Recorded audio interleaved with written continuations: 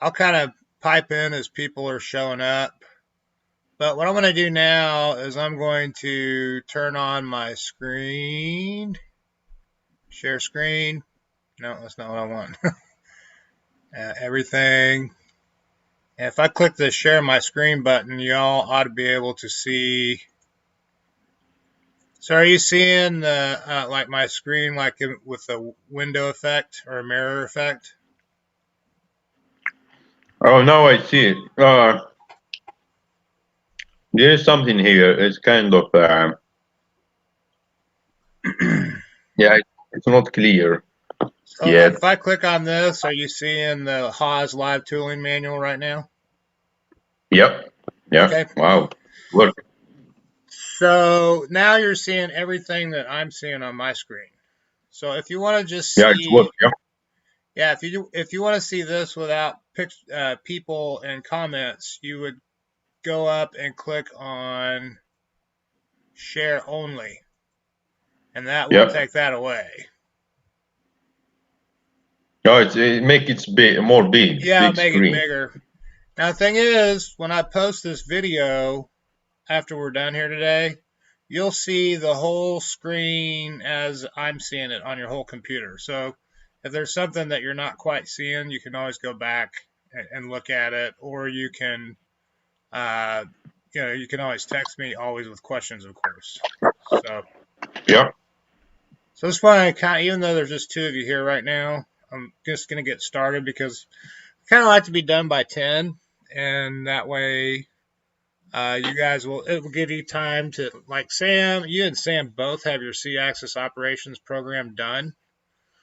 So after I sharing about the most of the class does not have that done, and I feel like they're either not maybe understanding it fully or maybe need a little help. So since we have so much time, I was going to go back after the idea today is Mhm. got it written down. We're going to review the axis positions for X, Y, Z, and C on the lathe. And then I wanted to show you this part, which doesn't look like much sitting here on this beautiful finished wood table, but there's a lot of pretty complex geometry involved with that, considering we're doing it on the lathe.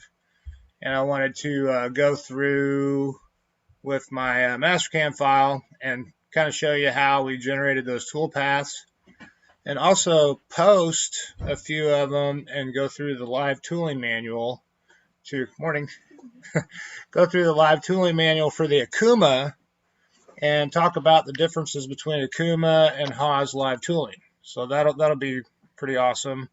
I also have this Akuma lathe programming manual that I found online. You can Google it. It's pretty much a free download from Hartwig. We just actually ordered some live tooling holders from them, and they think they're made by Velocity or something. But anyway, they're a pretty decent company. Those tool holders are like I think they're about $1,500 a piece. Oh. And then we're gonna review the C-axis operations program. Most of you have not done the dual lead thread programming project, so we might do the dual lead thread programming project before we get into the C-axis operations review. Now, some of you, I've got your programs for the C-axis operations. Like for example, I have my wife's digging around the freezer that I have partially graded. And what I was going to say is, if I have this and you don't have your full points for it yet, the best thing for you to do, if you still have that file, if you could email it to me, and then I could make corrections on it, and or make some marks on what needs to be corrected, and then email it back to you, rather than trying to just take a picture of it. If that makes sense. So I'd like to thank both of you for joining today. I was hoping that more people would be here by now, but it is Saturday after all. So anyway, I wanted to first of all review the live tooling capabilities.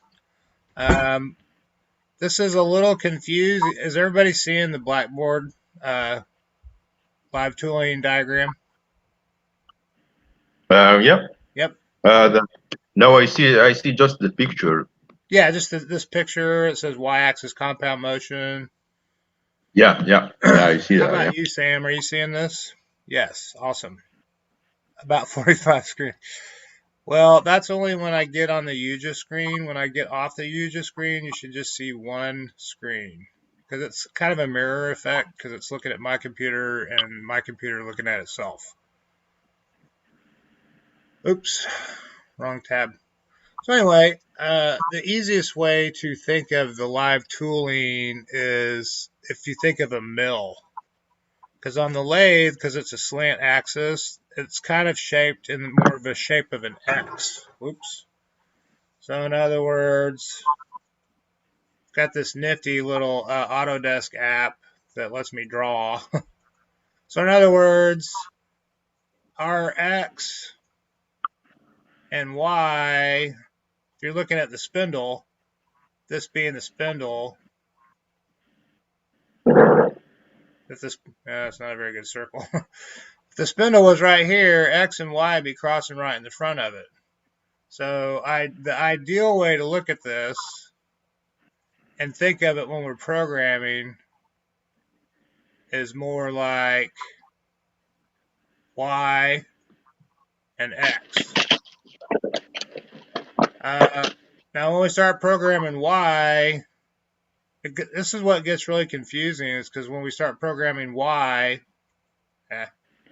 we really kind of start thinking about it being this axis because our Y movement is kind of going back and forth across this way, but X is kind of coming in from the side here, but vertical, if that makes sense. So it starts out being kind of easy to understand and simple, but you'll see as we get into programming. Next week we're going to do the YC program, and I think Sam's even got a pretty good. You might even have that one done.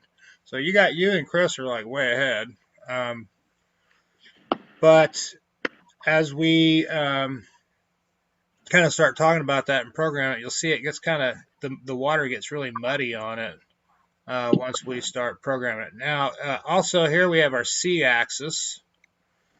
And one thing you want to keep in mind when we're programming with the CX, all these extra axes, is that when we're using the Y-axis, we don't use the C-axis. So even though when we're programming with C-axis, we'll call out X and Y, that is a Cartesian to coordinate conversion. And then we'll get into that like towards the end of the class. But for right now, that's why it gets so confusing, is because of that Cartesian to coordinate conversion and it being X and Y values. Now in Mori's, you don't program X and Y, you still program C plus and C minus, which is supposed to be the Y movement. But to keep it from being ultimately confusing, they use a C instead of a Y. So anyway, when we're looking at this Mastercam file of this part that I worked with the lathe lead guy on this because even though they've had live tooling lathes for years and years and years, they never really fully utilized the capability. So this thing came out of a piece of round, inch, I think it's like 1.5 aluminum round, and it's a little more complex than it looks because this surface here is at a 4-degree angle, and all the features on the part called out a 1 millimeter radius around most of the part. So this is the final product, and to get there, I just wanted to kind of show you in Mastercam. This is actually an older version of the file. When I posted the newer version, Verify didn't work very good. So I loaded back this older version, And you can see it starts out like a piece of round. And I'm just going to turn on my stop conditions for collision, probably tool change.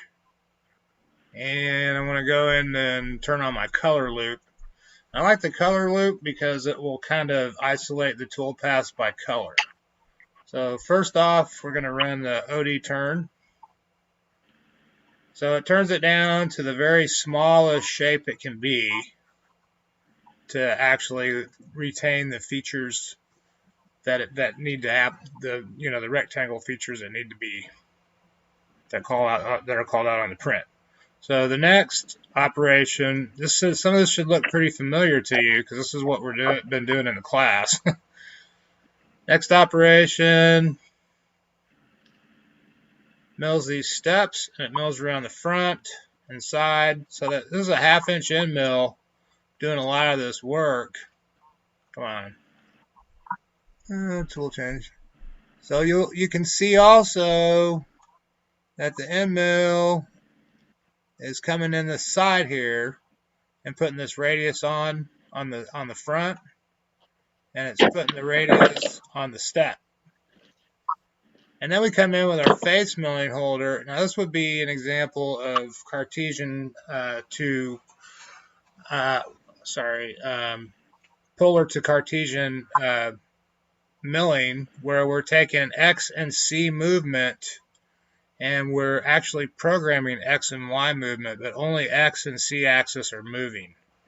You kind of see this. Let me slow this down so you can see it run. Those coming in, see how it's just moving kind of X and C, but it's behaving like an X and Y. So that's kind of the example. There's not a lot of that on this part because most of it's X and Y axis. So we're going to come in and drill these holes from the bottom. And because this hole is off center, we have to use the Y axis. If all these holes were right on center, we wouldn't need the Y axis. So we're going to come through the other side and actually helix bore these counter bores. So the nice thing about that, we can use these fancy tool paths and we only set up one tool. Now if you look close here, you'll see that little 4-degree angle that it milled on the front, on the top. So this is a pretty simple part, but it was a groundbreaking moment for the lathe department. In fact, I think the mill department should be a little bit nervous about this. So you can see we're taking several cuts along the back, and this mouse isn't working super great. Come on, move. There we go. Move too much. You can see I think it's just the verify acting up. Put these radiuses on the back. So we have to use Y-axis movement to do this because all this stuff is off center. So that's where you determine where you're going to use Y-axis as opposed to C-axis. So this tool path here is my favorite because what we're doing, we're using this is the back side of the part. So we would either have to come in there with a key cutter and cut these radii, or what my idea was to take a ball end mill and what we call scrub these corners down into a radius. So this is a pretty fancy tool path to take a ball end mill and have it cut another round. So you also notice that I'm kind of struggling here getting this to work right. That we cut a radius on the back here. This is actually where the cutoff will be, and when it cuts off, that radius will be left. So the part is pretty much completely deburred when it comes off with this, with just a few sharp edges left, and maybe if you wanted to, you could go in there and countersink all those holes. I think they were short tool holders. Now that's a problem there. Dennis must have fixed that. So anyway, that is how that runs. And I just want to take a few minutes here and show you these tool paths as I programmed them. Now, either of you guys get a chance to download the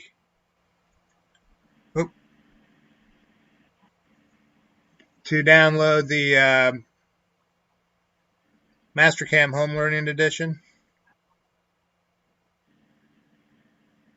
Anybody? Yeah, I posted on Blackboard this Mastercam Home Learning Edition download. And if you click on this link, it'll take you to a web page where you can download Mastercam for free. You won't be able to post code, but you'll be able to bring in all these models that I have on the Blackboard tab over here, and be able to use them just like you would at school. So that's an option for you if you want to do that. It's obviously not a requirement. But, so let's look a little bit more at this Mastercam file. So the lathe file, we already kind of went over some of that. It didn't post right because I think I have my planes wrong on there or something. But when I post this, I just want to post it to show you the difference between Okuma. This is an Okuma lathe post.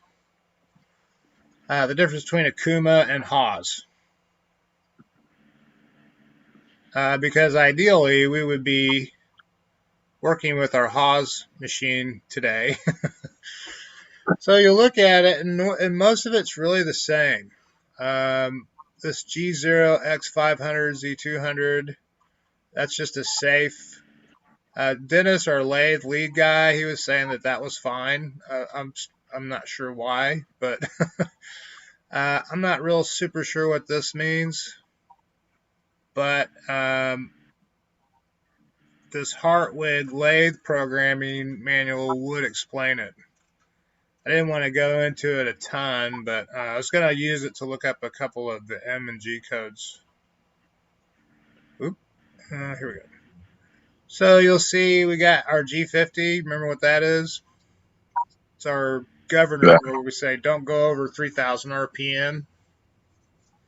It's calling up T101. Now, the only other thing I see on Okuma sometimes they'll have an additional 01. So it'd be T010101. So the first values are like T1, offset 1, and then the last one is the radius for tool 1. Sounds like somebody else popped in. Who do we got? Yeah. Dave. How are you, Dave? He probably doesn't have a microphone either. Max? So I am the only one who has the micro. Well, from what I understand from being in the instructor chat, there's an emergency closure class that they put on all the instructors' Blackboard accounts, and on the discussion board in there's they talk about some of the problems that some of the teachers are having and things. And one of the big negatives is that UJA only allows 5 microphones, and everyone else has to. Let me see if I can try this. Participants. There's a place where I can control who does what.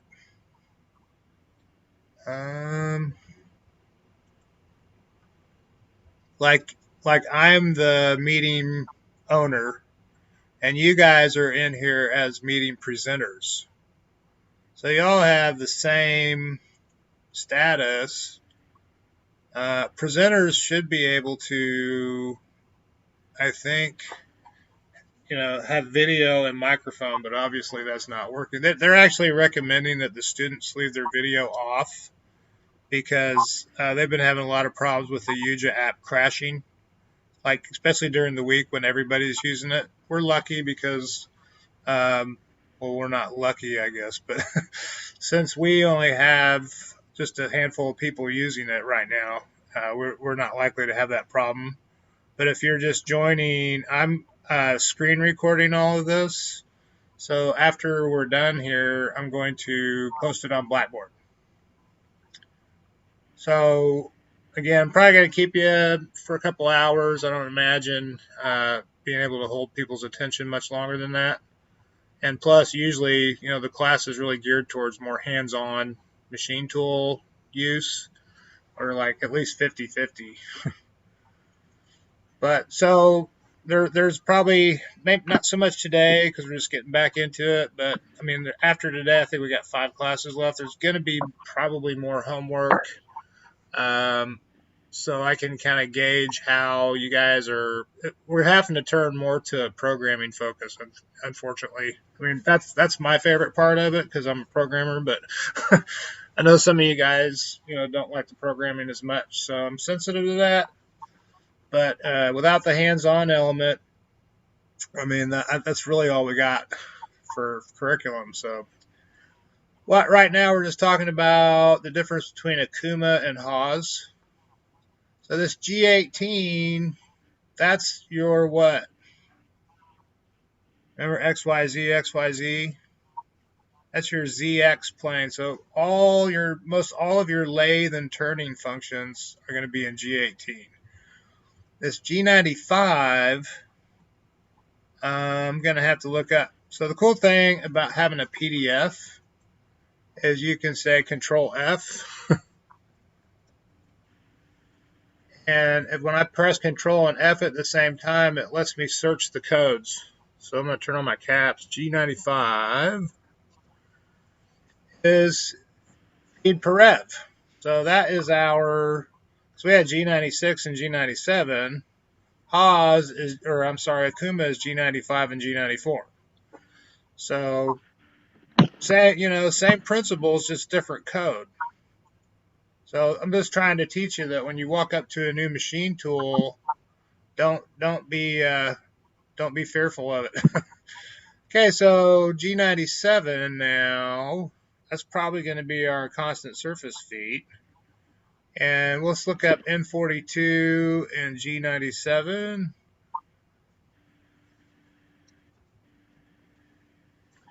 N42 is, where is it? Oh, there it is. Doesn't really say what it is. 1 of 12.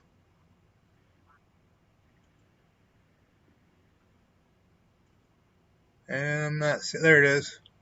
Spindle gear range. So, by the way, if you're not seeing this super great on your screen, after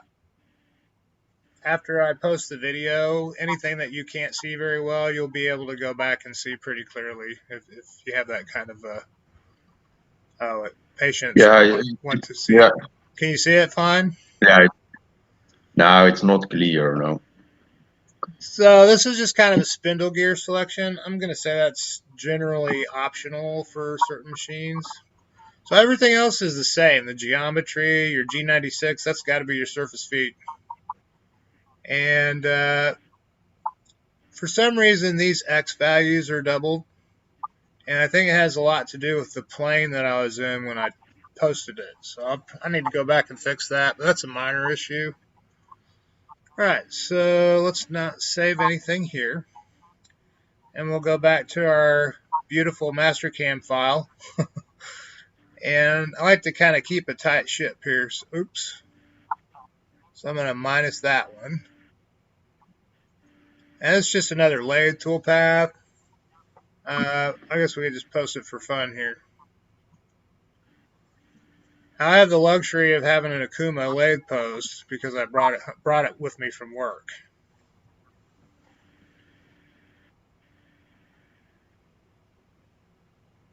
We post so much code at Procon, it'll make your head spin. Line after line. So it's kind of the same thing. So just bear in mind when you're working with different machine tools, the only thing that's really going to be different is like the beginning and the end. Unless you're on a Mazak or a Herco, which I know Sam's like, yeah, we get Herco and Mazak. So I remember teaching up there, and Billy was talking about, let's see, Zoom is malware, so I'd rather use this. That's true. That's very true. Does anybody have any questions still? Yeah, I heard that Zoom is getting hacked a lot. Like you'll be talking to your grandma and some pornography will pop up or something, which is really embarrassing. Like, hey, where'd that come from? So if you are just joining us and you're having trouble, this view tab up here will pretty much, like if I click this, I just see me and a couple of blank screens. Share only just shows the screen. So if you want to see the screen bigger, click the only button. And then if you want to see everything, like just click Yeah, the everything button. I think for the most part, if you yeah, want to see the comments, you have to, she doesn't mind. I'm getting, yeah, but the problem is it's still small, however. right. Yep. It's So that's still why I'm small. It doesn't really get that's the why I'm whole screen. that's why Yeah, I'm recording up here. So anything that you want to go back and look at, you can scroll yeah, through it's on the better. Yeah, video recording, and it will be full screen like mine. Yeah, I wish I had a yeah. better answer for that, but all right. So anyway, let's look at a couple more toolpaths here, and then we will go into talking about the dual lead thread program because that's going to be your all's homework for this week. That'll be a short homework assignment. And then for people who haven't finished the C-Axis operations programming project, I'm going to review that and maybe go over some of that because that really needs to be wrapped up this week as well if you haven't done that. See if I got any comments on that because I can't really see the comments as I'm going with the full screen. Yeah, this is the Infinity Hall right here. But when I get off the tab, are you seeing the tabs that I'm running, Dave? Davey? All right, I'm going to go back to the master cam. All right, so this is going to be our contour. When I select this icon up here, only display selected toolpaths. As I scroll through, it'll show each toolpath, which saves a lot of time when you're trying to find a certain toolpath. If I don't have that selected, it's not going to do that for me, see? So I almost always have that on. All right, so this first contour, we're going to be doing a little bit of this with our YC axis program, which is kind of a deja vu. It's just going to come across the side and take multi-passes across the front there. Now, you might say to yourself, wouldn't it be easier to mill in this way and then mill out? The answer to that is probably, but going across this way will relieve any kind of tool deflection, and plus it's way easier to program. For example, if I open up the parameters, all I did was select this one chain. And then once I select that chain, I control how many passes it's taking by the multiple depth cuts and multi-passes. Pretty much controls all this. That's what sets up all these extra passes here. So when we go to post this, let's have a look, compare it to a Haas post. And the magic's happening. Sometimes it doesn't pop up automatically. Oh, that's because I didn't close that out. Oop. Click the wrong button as usual. Let's post it again. I'm really bumming because I was really wanting to get my hands on the new Haas or new Akumas down there. There we go. Sometimes it takes a minute. Mastercam is pretty fascinating, but it can be also very okay. So very dot dot dot. Looking at this program, it's kind of the same deal. Again, I think there should be another O1 here. Not positive about that, but that would be picking up the tool nose cutter radius compensation. G18, G95. This that's weird because it left it okay. It left it in inches per rev, which I would think it should be in inches per minute. So there's a few problems with our post, as you can see, and so that's kind of going to be my job, is to get the post people who made our post to redo it and make it right. So that'll take some emailing back and forth. But the that M42, what, anybody remember what inches per minute was? See, M42 is that gear thing. G95, that's what I'm looking for. Let's go up here and just search for it then. G95. So that's our feed per rev. I think it needs to be in G94. Because remember, milling is in inches per minute, not inches per rev, because the RPM, the surface feet, never changes on a mill. So seems like it really. Oh, this is OD turn still. Duh. I must have had two of them selected. Okay, this is better. G94. Now notice this SB equals 3056. That is Akuma's way of turning on a live tooling head. Remember the Haas wants to see I think it's a P, isn't it? For turning on the spindle RPM. Anybody remember? But they don't use it. They don't. It's like M13 instead of M3, so there's a distinction between the spindle RPM and the live tool RPM. Let me check to see if anybody's got any questions or comments. Everything good now? Good deal. So back to our post. So M147 and M15 those are codes revolving around the spindle. And we can look those up real quick. M147. This, by the way, is a free download. The Akuma Lathe 2019 Akuma Lathe Programming Manual. M47.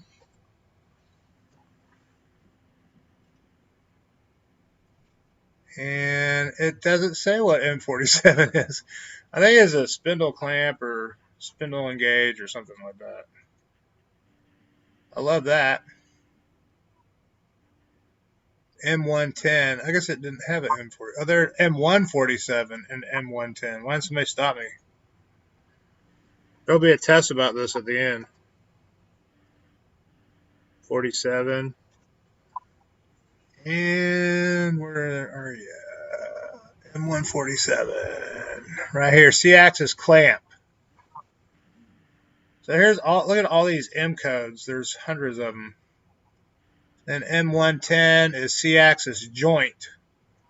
So it's got two different M codes to just every time you turn the C-axis on and off. So the rest of this, okay, here's another code that's important, is this G138. G138 is Y-axis enable.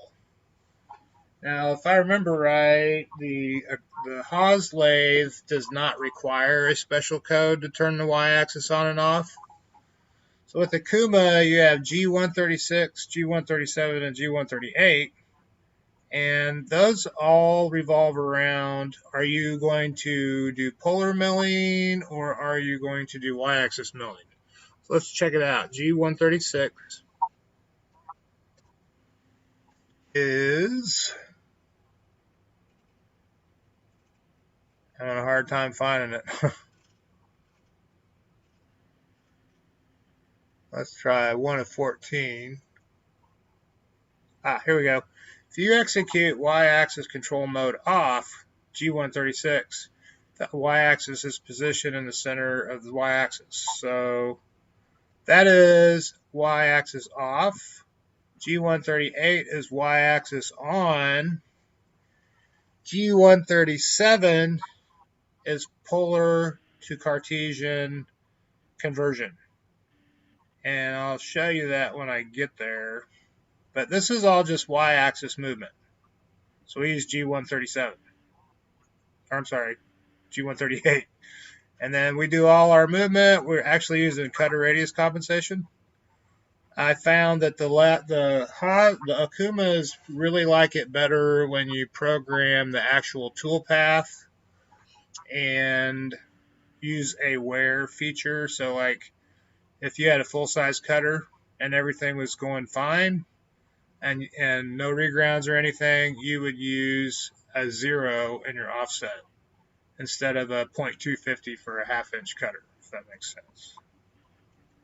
All right, who all's here? We got 4, 3. 3 out of 6. Half of y'all guys are here. I'm still going to keep on starting this at 8. Mostly because since I'm recording it, if you're late, you can always go back and watch the first part. And I would recommend doing that because I usually have some information up front that, that I may not repeat or may not remember to repeat. All right, let's look at the next tool path here. This is like, to me, this is my world. I know it's not your world, but whoops. This is, what is that doing? It's coming in and roughing the top. It's coming in and rough milling the top.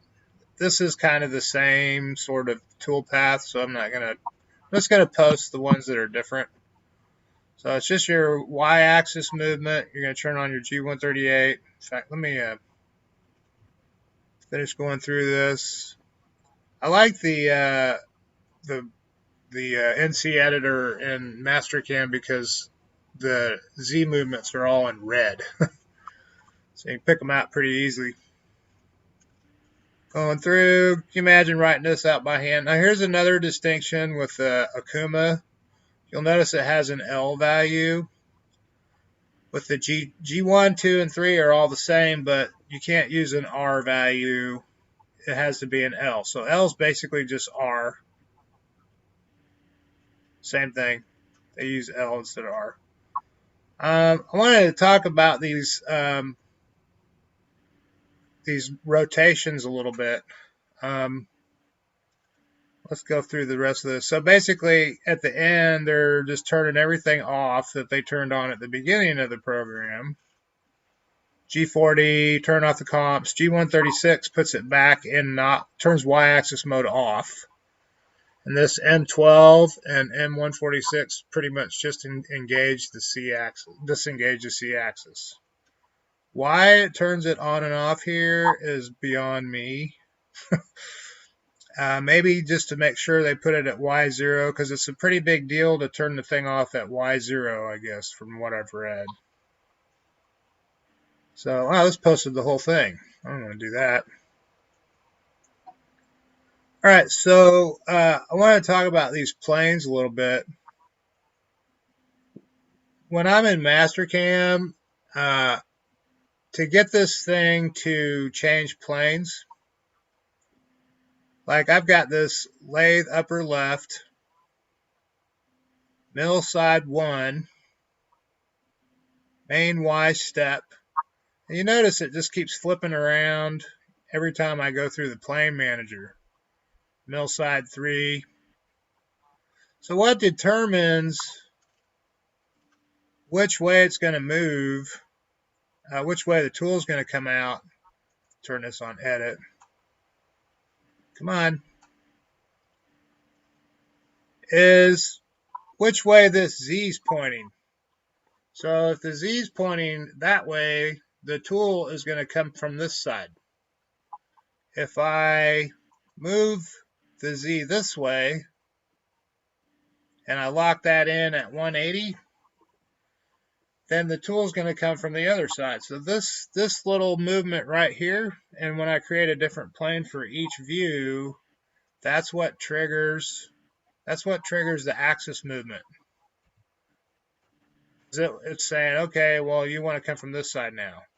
Now, the other thing that I learned on this part about programming in Mastercam, if you have aspirations to do this, is that when you're in y-axis mode, X has to point towards the spindle. So you can add little gnomons anywhere you want. You just come down here and when you're out of the mode, you just come down here and grab it when it starts glowing, and then you can hook it anywhere you want. And then that's where your code will translate from.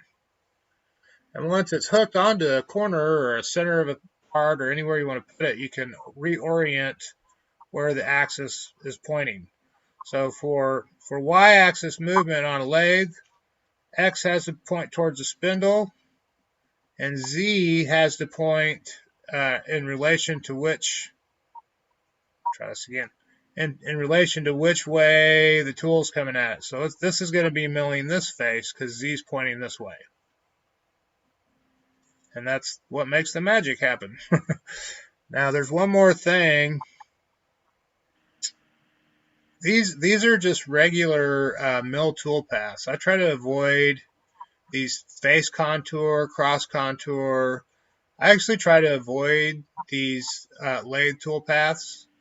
Now I might revisit that with these drilling cycles because I had a little trouble with that. But as far as the face and the C-axis contours, I avoid these, and I just go straight to the milling tool paths. So like I would right click and say mill tool path and just contour rather than lathe tool path and C-axis or any of this, because this is going to give you trouble. All these are just plain old mill tool paths. They give you a lot more options also. That one's kind of the same. Just wanted to show you real quick two more things on this, and then we'll talk about the thread milling, or I'm sorry, the dual lead thread program, which is your homework for this week, as long as you've got the C-axis operations done. Other than that, we'll review the C-axis operations, and then that'll be about it. So let's see here. That's another 90 degree. Right here is our coordinate milling. So I wanted to show you the difference between how the zero is set up in the coordinate milling and the y-axis milling. So let's just watch this run real quick. I wanted it to come in here and do these arcs on the shoulder. Now this is going to be face milling, and we're just going to be using X and C axis to do this.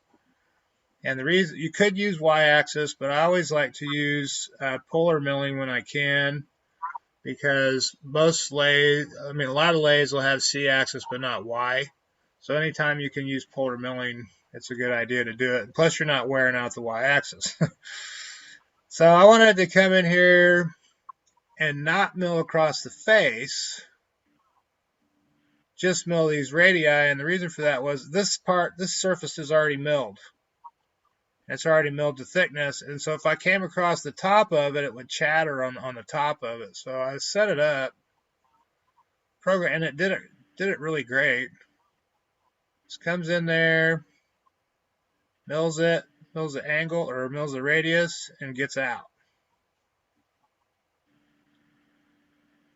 And to set this up, it's just a plain old contour toolpath, milling toolpath. Picking my 1/2 inch end mill,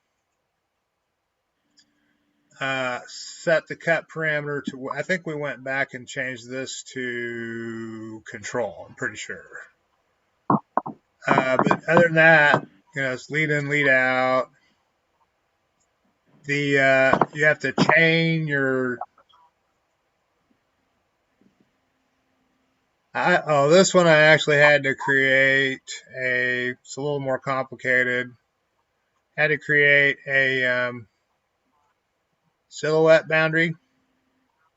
So you basically create a silhouette boundary from a surface to get a 2D feature to chain to. So that's some more advanced stuff, but kind of showing you how this works. One more thing I wanted to show you on this was the planes. With polar milling, coordinate milling, the planes have to be set up different. Remember, with the y-axis, the z had to point in the direct orientation of the tool. Well, and this is the only other. There's 3 basic planes for lathe live tool, or 2 for live tooling. For polar milling, Z has to point away from the spindle, and we found out that this X actually has to rotate normal to the X0. But when I do that, it doesn't work right in Verify, so I left it alone here, but it won't post right. So I was just going to post this out real quick every time regenerate. And overwrite, you can see an example of the polar milling.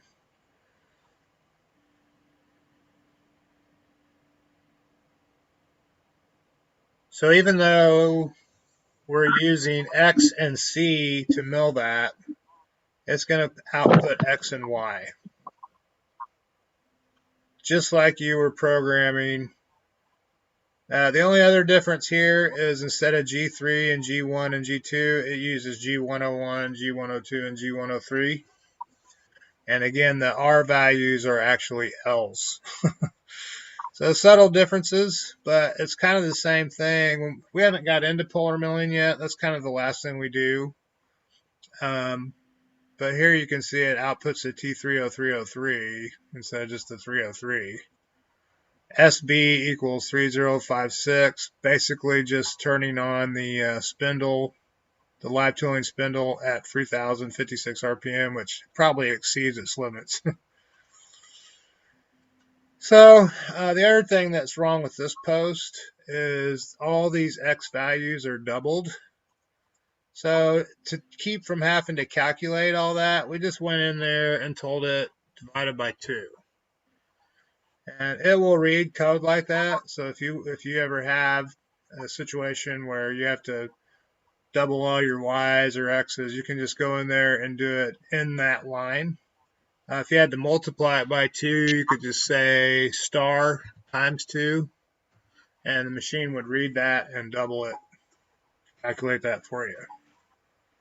So the G137, that's our, what's the Haas version of that? I'm used to get so many. That's our G112 when we get there. Okay, well, any questions about all this? I know it's got a lot of information. If any of you are interested in having this file, I can email it to you, or I could post it on Blackboard. Because if you download, since this is a home learning edition file, you could download it with if you go into your Mastercam home learning edition download off of this link, you can download Mastercam HLE and you can upload this file and play around with it. I'll go ahead and put that on Blackboard for anybody who wants to download it and mess with it. So there's just one more thing I wanted to show you on this, was this flow line. This was one of the more exciting things to me, because to get a lathe to do a surface toolpath like that was pretty nifty. Almost as exciting as watching the ball bats being engraved, which unfortunately it doesn't look like we're going to get to do. Maybe next semester, if you guys want to sneak in while I'm having a mill class or something, we'll have you do that. So anyway, it's using a ball end mill to cut these radiuses on the back side because we can't get to them from the front. And the problem was that when we output the code, and I didn't really know until we actually tried it, it output code that doesn't work. It's not exactly garbage, but it wasn't working. I just wanted to kind of explain what we had to do to get it to work. So it outputs all these X and C moves, and I thought it might work because I've seen that work before, particularly with engraving and things like that, but it did not work. And so what we had to do was tell it, what is all this? This is weird. We had to tell it that it was a mill and post it under a mill machine group, and then take those X's and Y's. So in a mill, this would be X, or this would be Y, this would be X. So we had to turn all our X's first into K's so that we could turn our Z's into Y's, and then we went back and turned all our K's into Z's, if that makes sense, and inverted the sign so the plus would be minus and the minus would be plus. But after we did that, it ran fine, and so that's the long saga of the part number 3014612 or whatever. Oh, it's let's see, 220-156. The long saga of that part. So I'll upload that after class today here in about another hour. I'm just going to keep talking so that that way we can just get through that much quicker.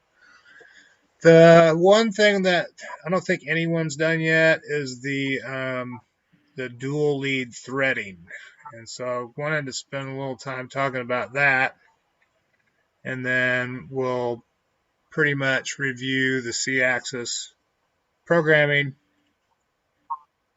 Can we borrow? You might talk if you want to borrow a laptop. You need to talk to someone down at Student Services at MCC. Now, I will say, I don't think Mastercam will run on a Mac. Not positive about that. I've never tried it. You could Google it. Will Mastercam run on a Mac? I kind of doubt it because it's a Windows-based platform, which is why I always run Windows 10 through Boot Camp. Boot Camp? I don't understand the question.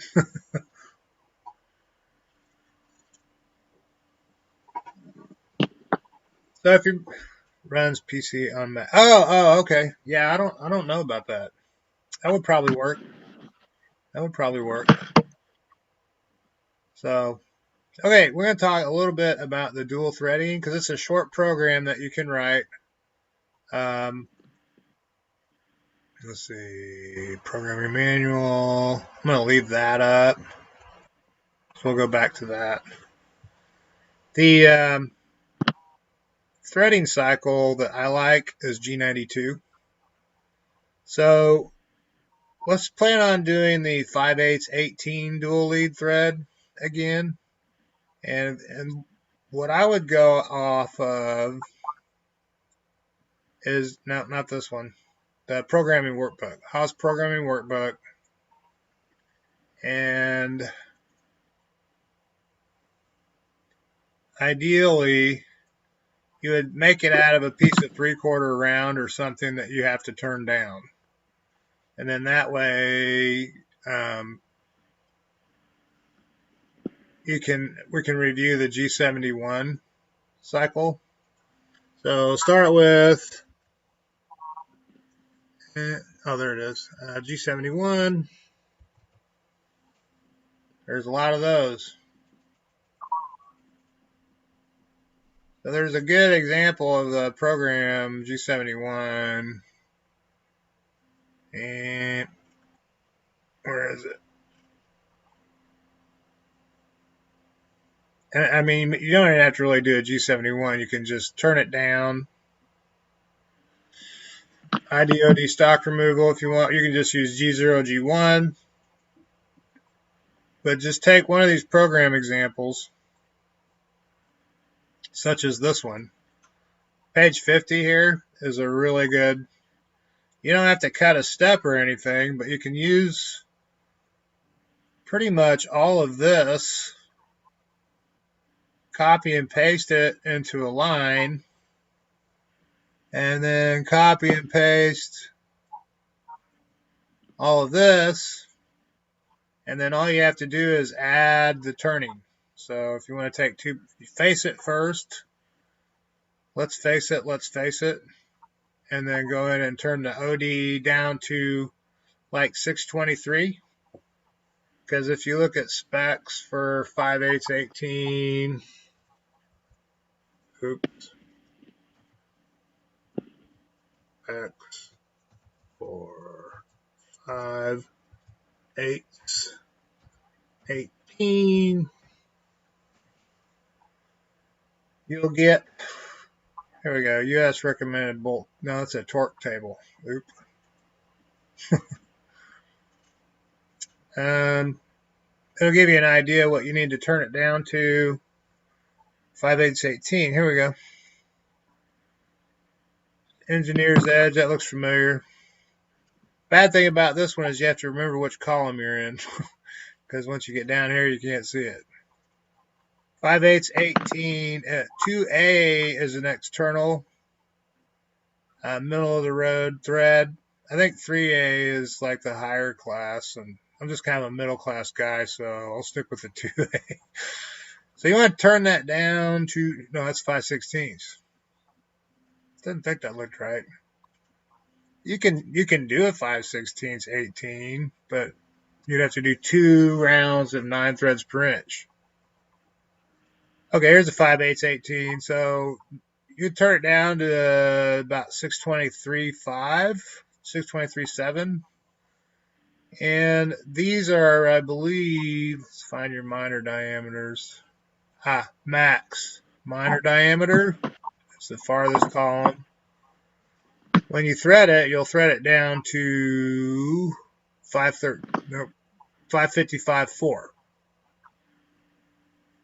So first turn it down with the OD turn to 623, and then skip over to G92. Here we go. G92 is thread cutting cycle. And this will be a good review for you. We'll cut one round of threads. Remember, just like we did on the manual lathe, some of you didn't get to that. And there's no way to get to that now. So I went through and gave everybody credit for a few things, like the C-axis project that most everybody got done. I think some projects I'm going to have to exempt. But, so anyway, here's your G92. Oh, no, that's G76.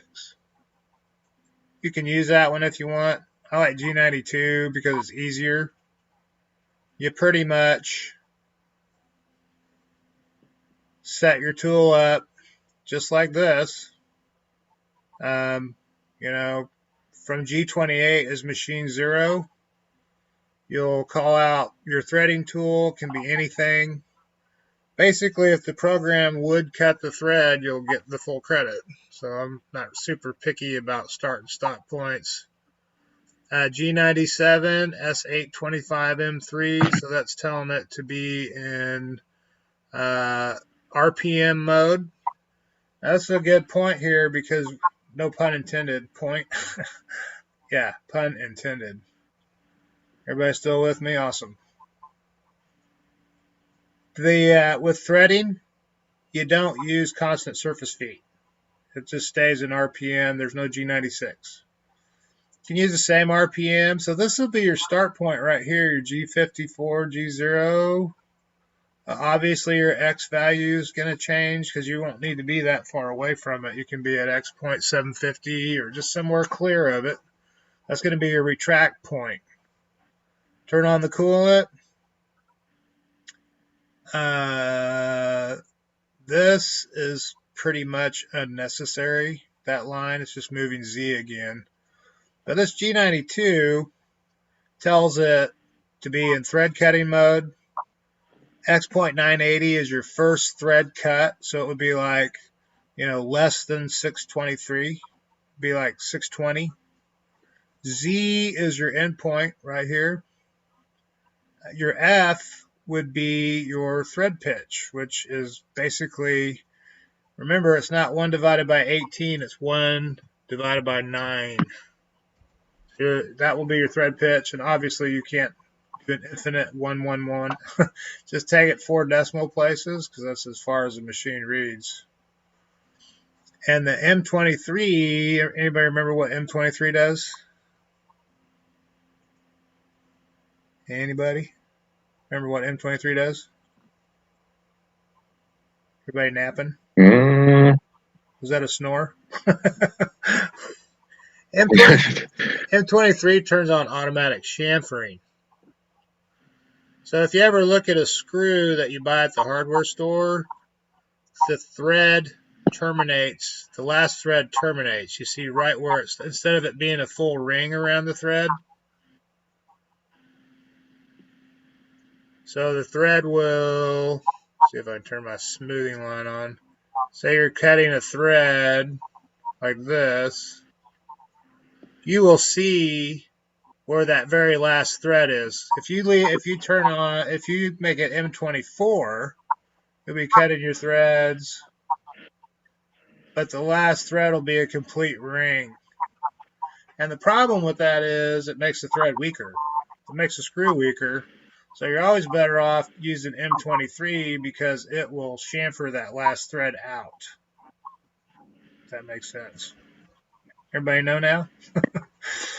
That's it. That's an important distinction because you generally want that on. M24 will turn it off. And then the rest of these are all additional passes. And notice they're just taking about 5 thousandths per cut. And I think with G92, the tool just feeds straight in. I think with G73, you have the option of telling it to cut at an angle. So you're cutting with the lead of the insert instead of coming straight in on the threads. So then you'll take it down to this 555.4 will be your last number. So once you get that done, you wrap it back to this X1.1 Z.1, but then you'll add another 1 divided by 18, 55.555. So you'll wrap it to Z.15555, because if you're at 0.1 here, well, I guess they were at 1 point. So if you're at 250 here, you would tell it 250 plus 0.250. You could tell it to wrap it to 305.555. So that's where you're going to get your dual lead thread. And then you run your thread pass again, copy and paste that after that, and then that's what creates your dual lead thread. And then probably come in with a cutoff tool and cut it off. So that'll be the assignment for this week. And if you have questions about it, you can text me or email me. So when you get that typed up in Notepad, type it up in Notepad and email it to me if you can, rather than trying to take a picture of it and text it, because that would be really a pain in the butt to try to to do that. We're doing that with some of the homework in the other classes. The second lead would be, it depends on where you started, because if your first lead's at 250, you would run it back another 0.055, because we're cutting to 5/8 18, and that actual pitch is 1 divided by 18. We're cutting 2 9-pitch threads and trying to land the opposite one in the middle. So 1 divided by 9. So your thread pitch will be 111. And then you back it up half of that to cut the second round, basically. So it'd be 55,000 plus whatever your first clearance Z move was. Does that make sense? So it's twice. Yeah. Maybe it's twice. You'll cut 2 sets of threads, but since it's a 5/8 18, you only want to go to this depth right here, 555.4. So if you did get a chance to cut it on the manual lathe, you'd see that it wasn't very deep on the first cut, but by the time you put the second cut in there, it was starting to look like a screw. Yeah, so it's different with manual and CNC. It's different. Actually, it's the same because remember with the manual lathe, we set the compound rest at 90 degrees. And then we backed it off 50 or the 55 thousandths, and then we cut another 111 thousandth thread pitch in between the other one. So it's basically I mean number of passes. You know, you go then you go another. I mean, it's the same. It's kind of still the same though. You're still cutting two different leads, and with even on the manual lathe, I think you're only moving in about 5 thousandths per pass. So I think it would be a long program. Oh no, it'll only be this twice. It'll only be that twice plus your turning cycle, which was on page 50, I think. So it'll be pretty short, really. Mm-hmm. And you can use copy and paste to do. I think this. Yeah, to see. Yeah, it'll let you copy and paste onto a notepad file. Then all you really have to do is change these numbers. You'll have to change your.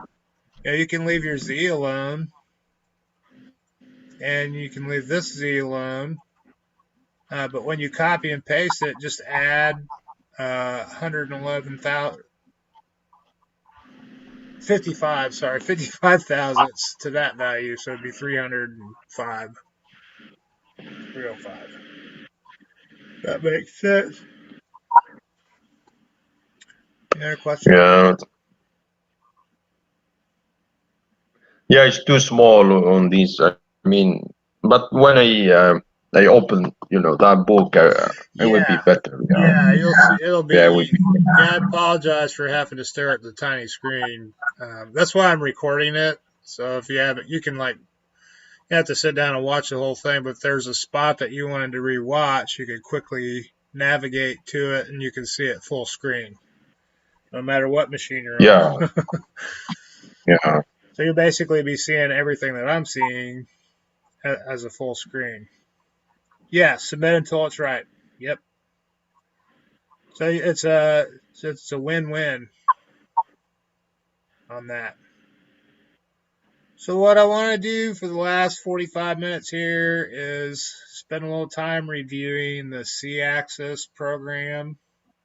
If you have already turned that in and you know what you're doing, you're welcome to check out. But if you want to stick around and just review, that's good too. I'm going to record it. I'm not sure what happened to the other half of our class. I'm going to try to check in on them and figure out what's going on if they just don't know or don't have a computer. I think MCC has a limited amount of loaner computers. You might check in with the counselor or student services with that. I think they have some staff on campus right now. Not super sure about that. Yeah. So I'm going to pull up. I want to leave this. See, I want to leave this one up. Nope, not that one. The lab tooling manual, I want to leave that up. This, I think, will turn on the C-Axis operations project. So, yeah. I think I'll just kind of go over the program that we wrote and then maybe have a look at the part that is the project. The PDF is right here. And I'm going to go over here and grab our C-axis operations. Got my flash drive in here. Yeah, so you graded that one too, I think. Yes, yes. And I have yours here. Well, I'll text you about it after class, and then we'll just kind of go Yeah, over. I think yeah, I yours. think yeah. Did I already give yours back, Jalali? No, no, no. I know I've already graded it. Yeah, you graded it. Yeah. I mean, I want to see the mistake and Yeah. figure out So I guess that. my question would be to you guys that I've already graded.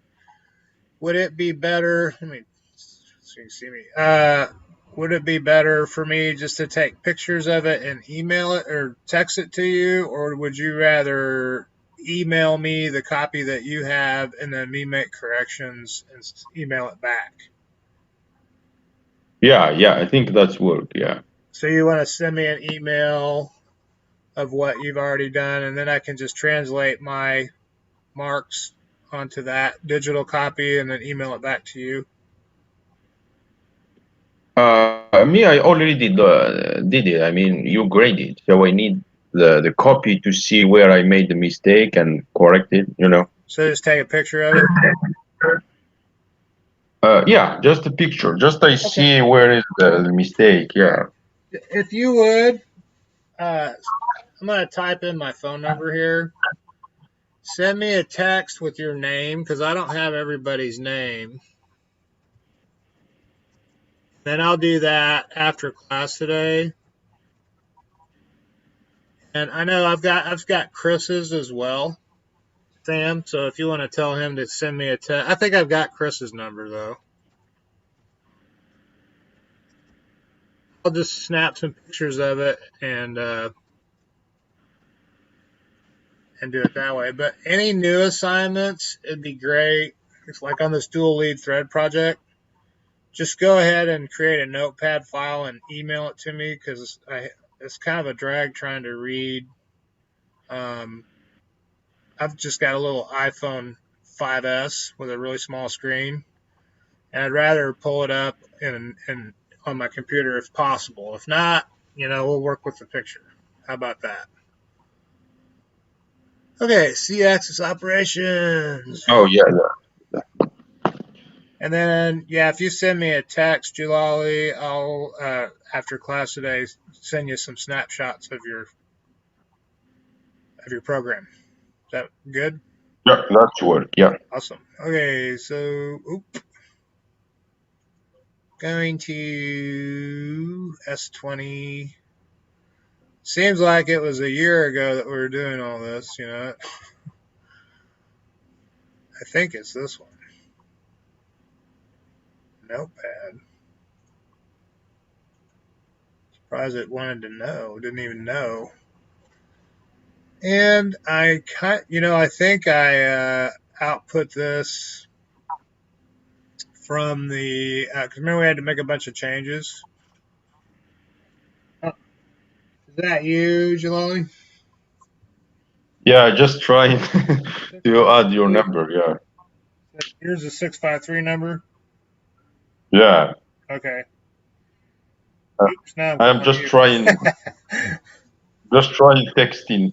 I think you no, have it. You no have it. problem. I'll create a contact from that. All right. So I think ideally I'm going to run a split screen here and we'll just kind of go through this program and split tile. Oop. There we go. Side by side. And I got a big mess here. So that one. And I believe it's this one. Come on, bossy. Bessie. Not letting me grab it. There we go. All right, so I can make this a little bit bigger. I practiced with this, and I found it was best to have the code on the side here. So right here, and you can actually use this same program. You guys should have all these programs on a flash drive somewhere. Move this over just a little bit more. That way we have our full drawing. Just kind of going over what we did. I'm not going to spend a ton of time on this. So I'd rather kind of look at the, you can use this program as an example for writing the other program, if you have it. Now, if your program doesn't have all the perfect, like some of these, like we had to add these R points between each movement. If you want, I can post this I'll post this under the C-axis operations, under this file that has this in there, and then you can have the correct file that we had, the changes that we had to make for. Now, if you've already done your C-axis operation project, I'm not saying redo it because, you've already done it. So let's just go through it. This is our safe startup line, rapid, G54. That's our work coordinate system. G18 is our ZX plane. G80 turns off any kind of CAN cycles that might be on. G20 is inch mode if you got a metric drawing. And, this is not something we do at Procon, but I'd like to play with it. If I had something in metric, I'd like to program it in metric. And I would tell it G21, because what happens a lot of times is they'll put metric dimensions and inch dimensions on a drawing, and the inch dimensions are wrong or they're not accurate enough, and then the part gets rejected. So then we turn the cutter comps off, any tool nose compensation, and then remember G96, 97, 98, 99, those are all a little bit confusing, but 96 and 97 are surface feet on or surface feet off, which would be just RPM basically. And then G99 is inches per rev, whereas G98 is inches per minute, which down here we'll start using G98 going in, because again, with a cutting tool like a mill or a drill, the surface feet never changes, so that's why we always go in inches per minute. Take the tool home. I'm going to call out tool 202, and we got a DNMG. And I can tell you from experience, if you're talking to the lathe guys and you start talking about DNMGs and VNMGs and CNMGs, and if you know your insert nomenclature, that you will get instant respect. So tool 202 means tool to offset to. G50 S3000 is going to be our RPM limiter. A lot of these are the same codes as Okuma uses. It's kind of funny when you're used to reading this code and then you go to Okuma and then you go back. This seems like kind of a comforting thing. So rapid, RPM, inches per rev, 450 RPM, turn on the spindle. We're going to wrap it down to 1.8 and Z.1, which, our stock is probably 1.370 or 1.5 if I remember right. But we were thinking, if just in case it was at 1 3/4, we'd go 1.8. Gonna face it. Let's face it. Rapid to Z0, X minus 0.062. So this would be an excellent thing to copy and paste. Now the other C-axis operations project, I think I call out using G72 cycle, which is facing. So if you have more to come off the face than you do in Z, more to come off in X than you do Z, then that's when you use G72 as opposed to G71. We wrap it back into the position of where our tool would be in the clear, and we give it our G71 CAN cycle line, which basically says, hey, read lines 1 through 2, and we're going to leave 10 thousandths on X, 5 thousandths on Z.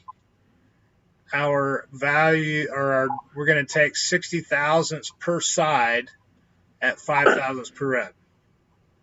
All right.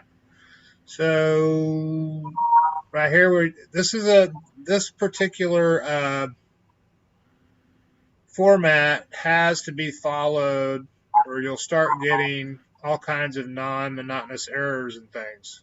So we're turning on the comps here.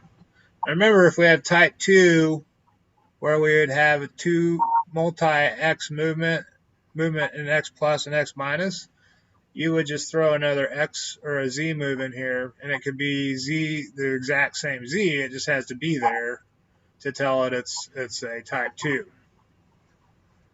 So feed into Z0, and this is basically just following the contour, no big deal. It's connecting the dots. Just remember that X is always on the diameter. So if you want to cut a perfect chamfer, Z is minus 0.125, but X will be 250.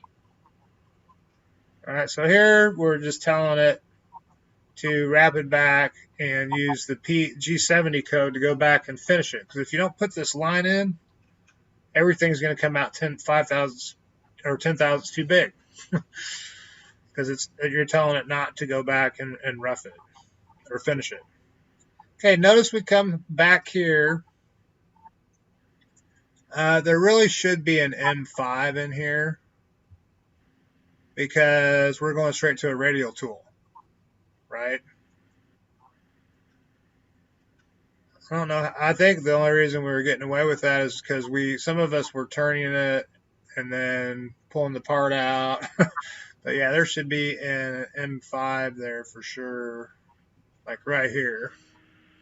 Enter M5. Nope, caps M5. All right, I'm gonna control save that, because I'm gonna go ahead and post this so that in the file with the C-axis operation, so you guys have a really good example of what we did. So G19, that is XYZ, XYZ plane. Why?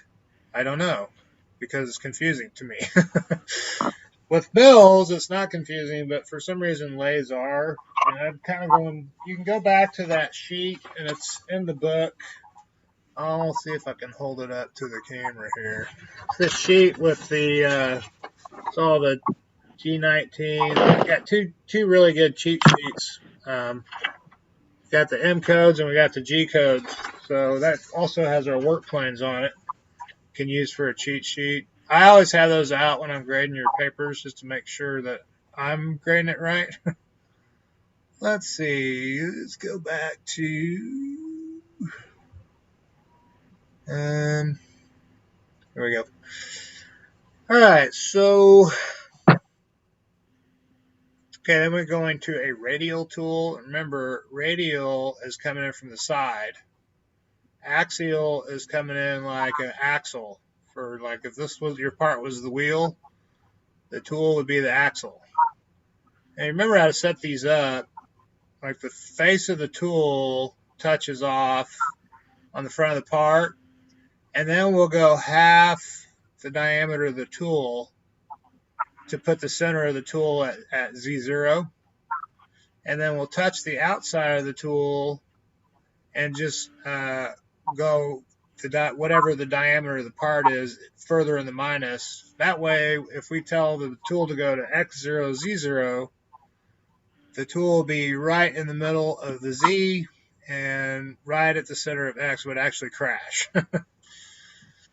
So all these codes, I mean, are pretty much just setting the stage for the to put the tool where you want it on the part. M154 is C axis engage. G19 is YZ plane select. G98 is inches per minute. And then just like a Kuma, the Haas has a different code for turning the live tooling on. I don't remember what. It's been so long since I programmed a Fanuc. I don't even remember what it was. But I think they used an M13 with just an S. So you wrap it up. I mean, the big picture is the machine tools have to know the same information. They just have slightly different codes. Going to rapid to X.676, which is going to be a clearance plane here, because we are at X676, Z.050. Oh, wait.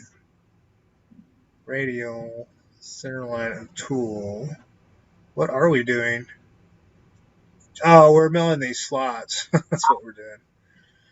So once you have these codes set up, you just basically just have to think about how are we going to index the part, how are we going to rotate it around. This M14 and M15 does not have to be in there. With Haws, that's just clamping and unclamping the spindle. With Haws, you give it an H value and everything, it clamps and unclamps automatically. So we're just feeding down in Z, wrapping it out in X, indexing the C axis. Well, H is incremental for the C axis.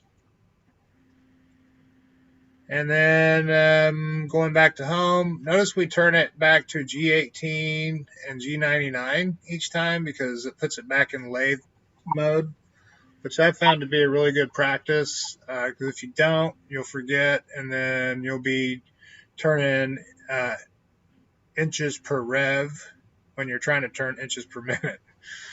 So it's good practice to put that back. This is all putting the C-axis back to turn mode. So it's resetting it for turning.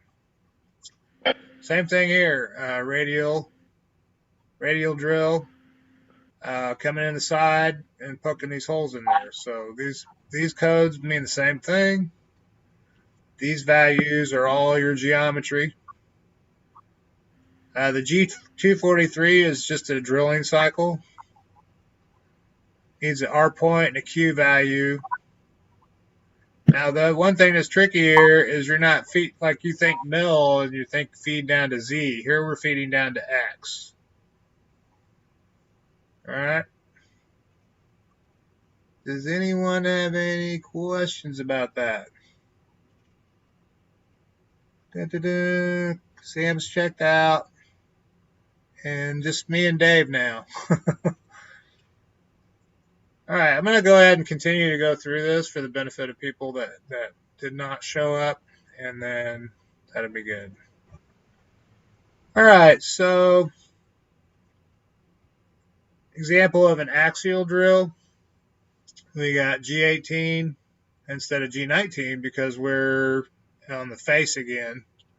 So anything that's a cross-working cycle is going to, there goes my mouse, is G19. Sorry about that. Anything that's a cross-working cycle is going to be G19. Everything that's a face-working cycle is going to be G18, unless you're doing XY axis milling or G112, which is G117. Again, it's all on that sheet. It's in the live tooling book. So this is pretty much same deal, just coming from this plane. Number 41 drill. A lot of you guys were breaking taps off. I think we had a bad feed rate in there. 440. F.025. Notice we stayed in G99 here, and that's your inches per rev. So scale 1 divided by 40 is 0.020. So that was right. I think we had a bad number in there at first. And then we had our engraved part, which was a different thing. M135 and M155. I think 135 turns off the spindle and M155 puts it in C-axis mode. And then we're just going to cut off. So this was a good cutoff. So let's kind of compare this to the programming project, C-axis programming project. Now, there is a Mastercam file for this, so if you want to see it in Mastercam, you can download the Home Learning Edition and pull it in that way. Shouldn't need to if you don't want to, because I think the dimensions are pretty complete. All right, let's relate this to the programming project. So obviously we're going to turn this down first, so you can like back this up. And we will, instead of using G71 here, we'll use a G72. And you'll come at it from the largest diameter down to the smallest diameter down to 0. All right. Basically the same format, it's just the geometry that's different. And then I would probably come in and also with the G72, there's no need to face the part because it's a facing cycle. So after that, I would probably come in with a stub drill and drill this hole. There's an example of the drilling cycle in the Haas programming workbook. I won't probably pull that up. And then I would come in and bore this out. Also an example of G71 boring cycle that's in the programming workbook. Do all your turning features first. And don't forget to put your chamfers on. A lot of you guys like to not put your chamfers on, and then when you're actually programming lathe parts, I had a lathe guy come in last week and we were doing some geometry because we were going into 2 arcs, and then he wanted to put a 4,000ths radius on the last arc, and the reason for that is because you don't want a sharp edge there. You want your parts to come out clean, and so it's important to put your chamfers on there. It adds quite a bit more code to it, but the part will come out looking a lot better. So once all the turning operations are done, you might pull out a parting tool and come back here and relieve it a little bit. That way when your end mill comes through the back side of it, it won't be buried in material. That's what I would recommend if you're really going to do this. So I would come in with my end mill, and it doesn't matter which ones you do first. You have a 1/4 inch end mill here, you have a 1/4 inch end mill here. This is going to be axial. So you can come down to an axial toolpath and copy all of the turn on, turn off features of that part of the program, and then just change the geometry in the middle.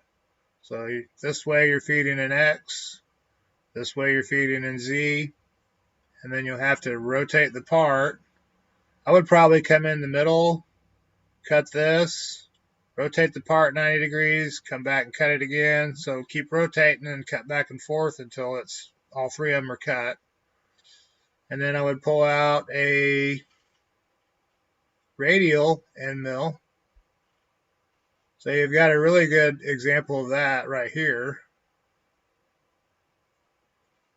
Use these same codes to position everything. Obviously, you're going to have to be out a little bit farther in X because this is 4.193. Remember, you're on diameter, so you're going to wrap it in X 1.9 times 2. So we're talking 1.9 times 2 would be a 3.8. You're going to wrap it out to 3.8. Cut these slots. Again, index C or H. One thing that's important is you got to remember which ones which slots are oriented with the others to have the part come out to print. Same with the drill. You come in, it's going to be the same format. You'll probably use this radial drill cycle. Just copy it, paste it, and then change the X values and the Z values and the C values or H values to match what the drawing's doing. And then well, not quite lastly, but as far as the hole is concerned, you've got 720 over and 1.250 up. Index the part to where the hole will be at 12 o'clock. So you'll have to trig this out. It's a Pythagorean theorem problem. So x squared, c squared minus a squared. Well, actually, a squared plus b squared will equal c squared. So square that, add them together, and the square root of that will be what this is. And that's going to be your axial drilling cycle. And all you have to do is change the C value, your Z values, and your X values. And then you'll come in behind it with the parting tool and cut it down to 3.5. And the reason I said that was because that would take a really long parting tool to cut this all the way off. So it would probably be cut down a ways, sawed off, and then turned around and faced. Turn around and face it.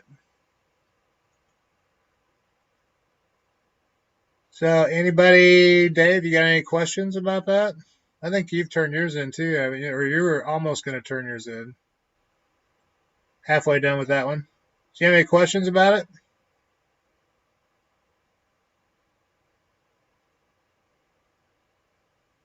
Nah.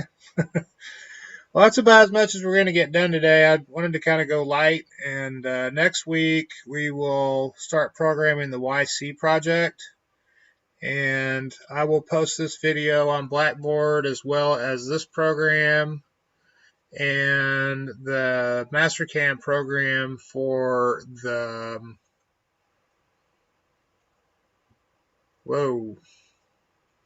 getting too much going for this part, and get all that done. And then I've got some grading to do and some pictures to send.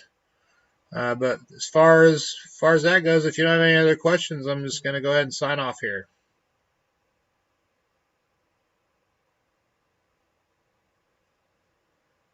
All right, man. You guys have a great week. We will see you next Saturday. Feel free to text or email me if you have any questions or homework to turn in. Even better.